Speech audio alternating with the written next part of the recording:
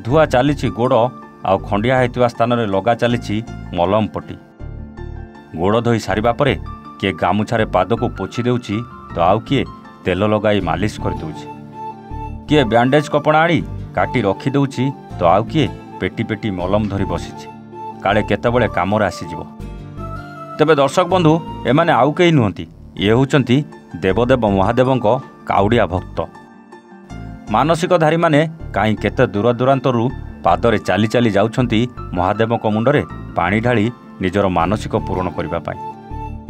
देवदेव महादेव होउचंती सृष्टिकर्ता, तांको बिना सबकिछि असंभव। ए काउडिया भक्त माने न खाई न पी दिन राति एक करी चलछंती देवदेव महादेवंको मुंडरे पानी ढाली मनस्कामना पूरण करिवे।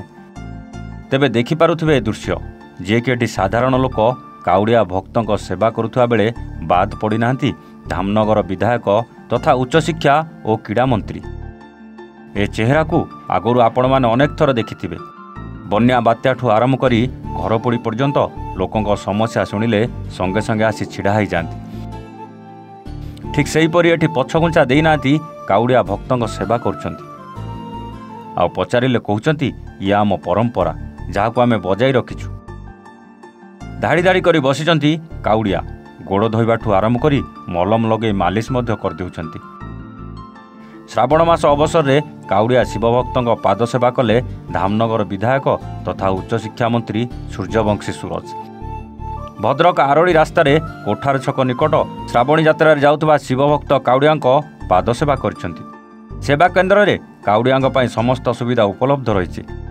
यह बाद दीर्घ समय धरी विभिन्न जल कलश उठाई ओडिशार अन्यतम शैवपीठ बाबा आखंडलमणि निकट में जल लगी जिला तथा जिला बाहर काउडिया भिड़ जमीची।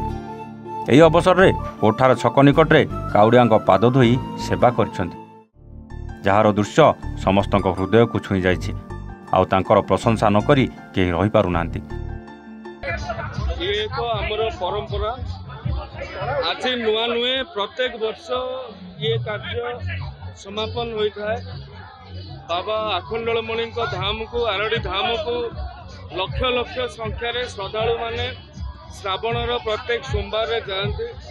ये एक परंपरा सृष्टि होती आमर विगत दिन मानक जो श्रावणी जल नहीं जो श्रद्धालु माने जाऊँच पद सेवा से पानीय जल खाद्य जोगाण पर्यंत एवं मेडिकल ट्रीटमेंट पर्यंत ये सब कार्य करा जाए। तेणु एथर प्रथम सोमवार में जोगदे पार नथिली, द्वितीय सोमवार में जोगदे निजक अत्यंत कृतार्थ और भाग्यवान मन कर। भद्रकରୁ सुब्रकांत राउतरायଙ୍କ रिपोर्ट, ए1 ओडिया।